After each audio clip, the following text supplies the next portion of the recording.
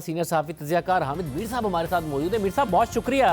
ایسا لگا کہ حکومت اور مولانا کے درمیان کوئی نہ کوئی کسی نہ کسی سطح پر کوئی انڈرسٹینڈنگ ہوئی ہے۔ اب مولانا اگر تیاری کے ساتھ رہے ہیں تو کیا مولانا وہاں جا کر اسلام آباد جا کر انتظار کریں گے کہ پہلی چال حکومت چلتی ہے، یا حکومت انتظار کرے گی کہ پہلی چال مولانا چلیں، یا بس آئیں گے 31 کو جلسہ کریں گے اور ختم ہو جائے گا معاملہ؟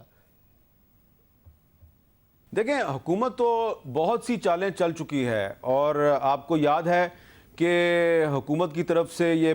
دعویٰ کیا جاتا تھا، حکومت کے وزراء یہ کہتے تھے کہ مولانا صاحب جو ہیں وہ تو مارچ کی نوبت ہی نہیں آئے گی، ان کے ساتھ تو جن لوگوں کو بات چیت کرنے کا سلیقہ آتا ہے وہ بات چیت کر رہے ہیں، وہ تو مارچ کریں گے ہی نہیں، وہ تو آئیں گے ہی نہیں۔ لیکن آپ نے دیکھا کہ انہوں نے 27 اکتوبر کی ڈیٹ دے دی، اور پھر 27 اکتوبر کو ان کا مارچ شروع بھی ہو گیا۔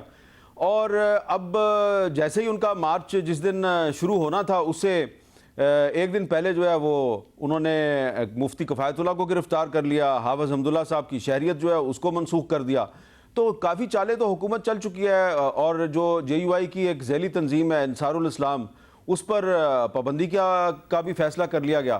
تو آپ یہ دیکھیں کہ وہ رک نہیں رہے، جو مذاکرات بیک چینل سے کیے جا رہے تھے، نہ صرف مولانا فضل الرحمان کے ساتھ بلکہ آصف زرداری صاحب کے ساتھ، مسلم لیگ نون کے ساتھ، کوئی بھی معاملہ جو ہے وہ اپنے لاجیکل اینڈ تک نہیں پہنچا۔ تو مولانا فضل الرحمان کو بہت سے لوگوں نے انڈر ایسٹیمیٹ کیا ہوا تھا، بہت سے لوگوں نے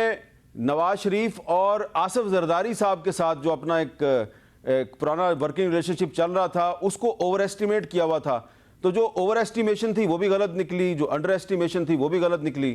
تو اب مولانا فضل الرحمان صاحب جو ہیں اس کے بارے میں آپ کچھ بھی کہیں کہ کوئی معاہدہ ہوا ہے نہیں ہوا، وہ چل پڑے ہیں وہاں سے، اور اب ان کے ساتھ کافی بڑی تعداد میں لوگ ہیں۔ لوگوں کی تعداد کتنی ہے اس پہ ہم نہیں جاتے، لیکن بڑی تعداد ان کے ساتھ مسلسل چل رہی ہے۔ اور اسلام آباد میں جو ایڈمنسٹریشن نے JUI کی مقامی تنظیم کے ساتھ ایک معاہدہ کیا ہے، وہ معاہدہ بھی اپنی جگہ پہ قائم ہے۔ اب یہ اعصاب کی جنگ ہے، اور مولانا فضل الرحمان جب اسلام آباد میں پہنچ جائیں گے تو اسلام آباد پہنچنے کے بعد حکومت جو ہے اس کے اعصاب کا امتحان ہوگا کہ وہ اب ان کو روکنے کی کوشش کرتی ہے یا نہیں کرتی۔ یہاں پہ مجھے لگتا ہے کہ مولانا فضل الرحمان جب اسلام آباد میں آئیں گے تو وہ مجمع سے کہیں گے کہ اب آپ نے فیصلہ کرنا ہے کہ اب مجھے کیا کرنا ہے، مجھے یہاں پہ دھرنا دینا ہے نہیں دینا، مجھے یہاں سے واپس جانا ہے نہیں جانا۔ تو جو مجمع ہوگا وہ فیصلہ کرے گا۔ اور مولانا فضل الرحمان ظاہری بات ہے وہ ان کی سیاست آپ کے سامنے ہے، تو کسی سیاستدان کے سامنے 1000 بندے بھی ہوں تو وہ کہتا ہے کہ یہ عوام کی طاقت ہے،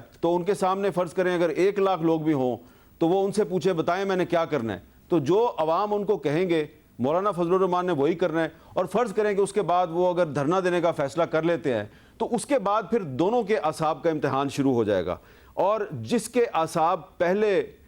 شکستہ ہو جائیں گے، جس کے اعصاب پہلے کمزور ہو جائیں گے وہ ہار جائے گا، اور جس کے اعصاب اپنی جگہ پہ قائم رہے وہ جیت جائے گا۔